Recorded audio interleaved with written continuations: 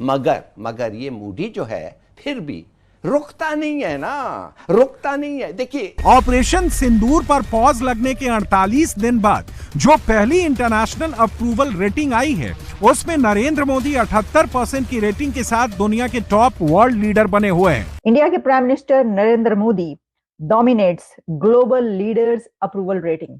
यकीन जानिए, मेरा दिल दुख रहा है बतौर पाकिस्तानी। ये सर्वे किसी इंडियन एजेंसी ने नहीं, अमेरिकन एजेंसी ने कराया है। इस वक्त मेरे सामने एक रैंकिंग है जिसको करवाया है मॉर्निंग कंसल्ट ने, और इस रैंकिंग में ये बताया गया है कि भारत के वजीर आजम मोदी दुनिया के नंबर 1 पॉपुलर लीडर हैं। मोदी हुकूमत की हठधर्मी बरकरार, सेंतास मुआहदा बहाल न करने का ऐलान कर दिया। पाकिस्तान का पानी राजस्थान मुंतकिल करने का मंसूबा बना लिया।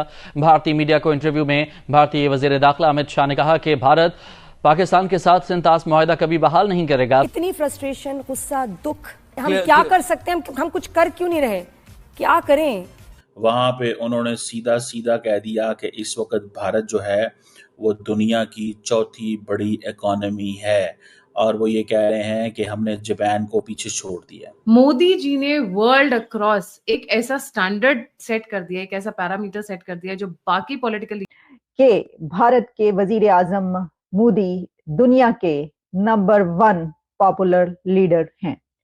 कुछ नाम तो ऐसे हैं कि जो हैरान परेशान रह गए होंगे देख करके हमारी अप्रूवल रेटिंग ये है, क्योंकि ये बात याद रखिएगा कि मॉर्निंग कंसल्ट ने ये जो सर्वे करवाया है, ये अप्रूवल रेटिंग भी बताई है उन्होंने कि कौन से लीडर की, दुनिया का कौन सा लीडर, उसको कितनी अप्रूवल रेटिंग हासिल है, कितने लोग उसको अप्रूव कर रहे हैं, या उसको उसकी जो रेटिंग है उसकी वो कहां पर है।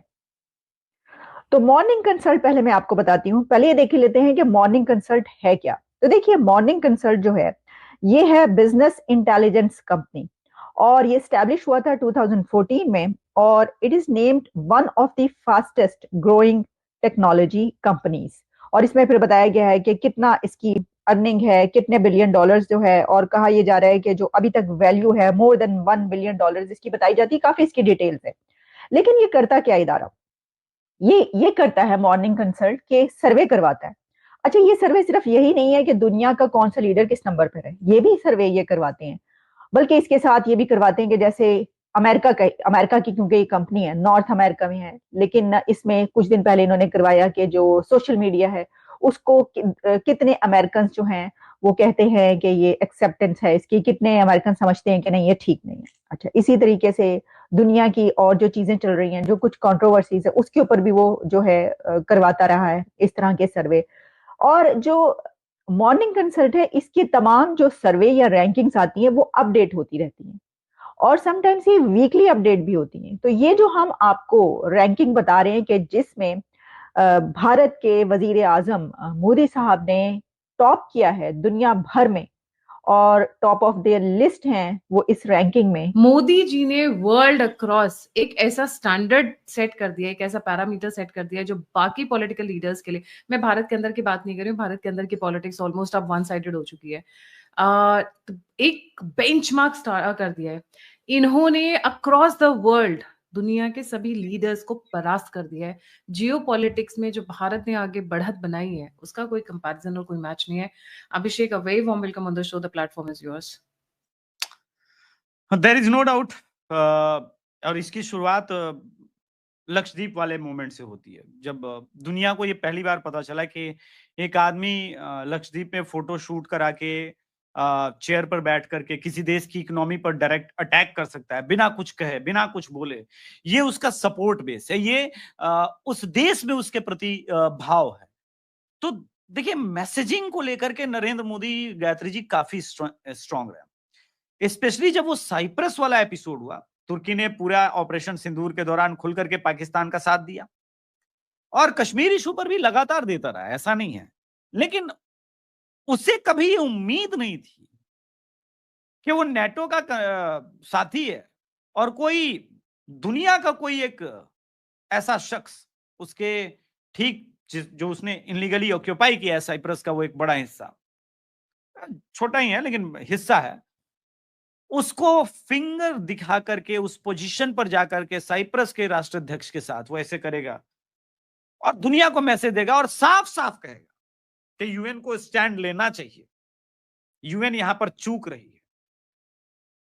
और किसको किसको मैसेज था? दूसरी बात, क्या ग्लोबल लीडर्स में जो इस वक्त मोदी जी के आमने सामने हैं, उनमें वो ट्रस्ट है? कैसे ट्रस्ट रहेगा?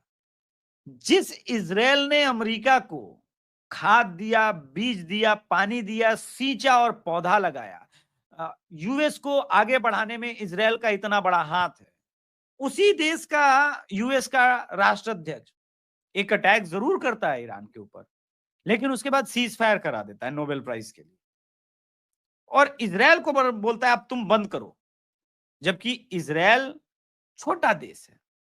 100 मिसाइल अगर ईरान में गिरेगी उतना इंपैक्ट नहीं होगा, लेकिन ईरान की 10 मिसाइल, ठीक है, उनका वो उतनी प्रिसाइज नहीं है, लेकिन जिधर भी गिरेगी तबाही बर्बादी के मंजर अधिक होंगे। जिस मोड़ पर ये सीज फायर की बातें की जा रही है, वो मोड़ गलत। तो ट्रंप की जो क्रेडिबिलिटी है भारत और पाकिस्तान के भी संदर्भ में, देखिए नोबेल प्राइज का चक्कर बुरा होता है, ये बात आप मानिए। मैं पहले भी भारत के भी संदर्भ में कहता था 303 वाली पार्टी 240 पर आ गई। नोबेल प्राइज का चक्कर होता बुरा है, या मानिए ना मानिए, वो नोबेल